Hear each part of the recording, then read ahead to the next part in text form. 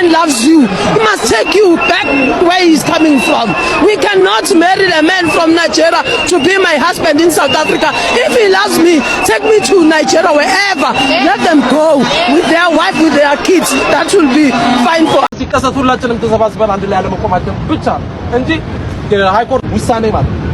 ስለዚህ በአንድ ቀን ውስጥ ይሄን ነገር ማስቆም አቅም አለን። ከምንም በላይ አቅም አለን። በደቡብ አፍሪካ ለአመታት ዘልቆ የቆየውና በየጊዜው እሳቱ እየተቀጣጠለ የሚገኘው የውጭ ዜጎች ጥላቻ ዛሬም ድረስ የብዙዎችን ሕይወት እየቀጠፈና ንብረት እያወደመ ይገኛል። ይህ ችግር በድንገት የሚከሰት ሳይሆን ስር የሰደዱ ማህበራዊ፣ ኢኮኖሚያዊና ፖለቲካዊ ምክንያቶች ውጤት መሆኑን ብዙዎች ይስማሙበታል። በተለይም በከተሞች ዳርቻ በሚገኙ መንደሮች የሚኖሩ ደቡብ አፍሪካውያን የውጭ ዜጎች የስራ ዕድላችንን ነጠቁን፣ የንግድ ስራችንን ተቆጣጠሩት፣ እንዲሁም ለወንጀል መስፋፋት ምክንያት ሆኑ የሚሉ ክሶችን እንደመነሻ ያነሳሉ። ይህ ብሶትና ቅሬታ በተለይ በወጣቱ ዘንድ ስራ አጥነት በከፋበት ወቅት ወደ አመጽና ጭካኔ የተሞላበት ጥቃት ይቀየራል። በቅርብ ጊዜያት ደግሞ ይህ ጥቃት በኢትዮጵያውያን ላይ ያነጣጠረና እጅግ ዘግናኝ በሆነ መልኩ እየተፈጸመ ይገኛል። በየቀኑ በሚባል ደረጃ በንግድ ቦታዎች ላይ ጥቃት የሚፈጸምባቸው በጠራራ ፀሐይ የሚገደሉና ንብረታቸው የሚዘረፍባቸው ኢትዮጵያውያን ቁጥር እየጨመረ መምጣቱ ማህበረሰቡን ለከፍተኛ ስጋትና ስቃይ ዳርጎታል።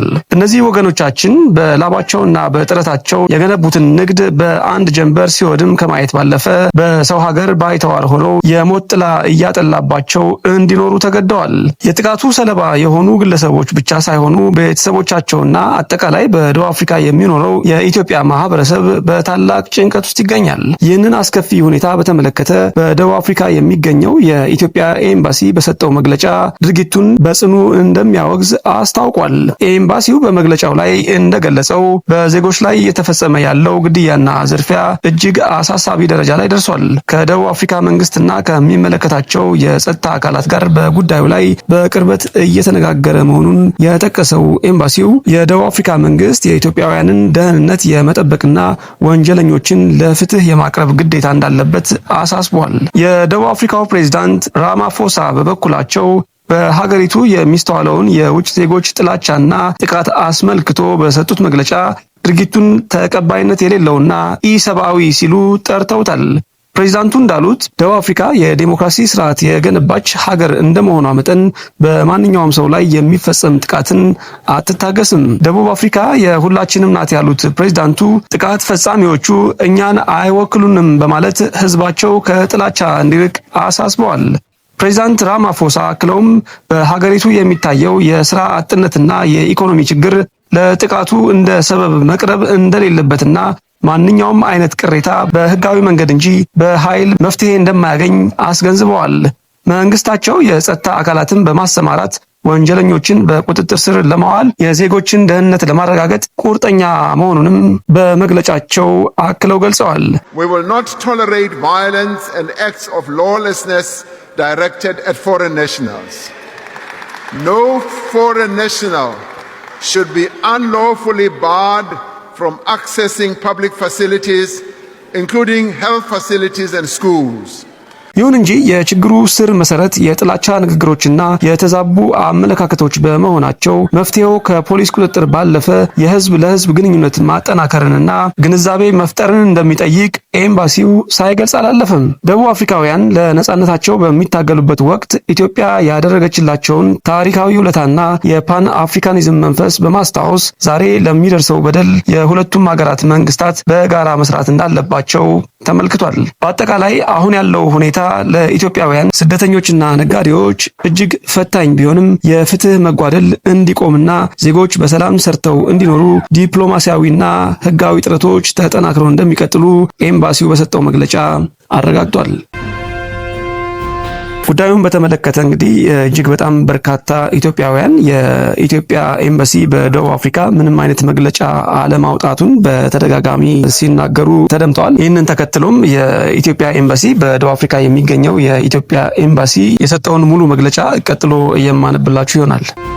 በደቡብ አፍሪካ ሪፐብሊክ የኢትዮጵያ ፌዴራላዊ ዲሞክራሲያዊ ሪፐብሊክ ኤምባሲ በጆሃንስበርግ ከተማና አካባቢው በዜጎቻችን ላይ እየተፈጸመ ያለው አሰቃቂ ግድያና ዝርፊያ በተመለከተ የተሰጠ መግለጫ። ኤምባሲያችን በጆሃንስበርግ ከተማ በማዕከላዊ ንግድ ዲስትሪክት CBD ውስጥ በሚገኙ የንግድ ቦታዎች ላይ ማንነታቸው ባልታወቁ የታጠቁ አካላት በተፈጸመ ጥቃት 5 ንጹሃን ኢትዮጵያውያን ወንድሞቻችን መገደላቸውን በታላቅ ሐዘን አረጋግጧል። ኤምባሲው በዚህ አሰቃቂ ድርጊት ሕይወታቸውን ላጡ ወገኖቻችን የተሰማውን ጥልቅ ሐዘን እየገለጸ ለቤተሰቦቻቸው፣ ለወዳጅ ዘመዶቻቸውና ለመላው የኢትዮጵያ ማህበረሰብ መጽናናትን ይመኛል።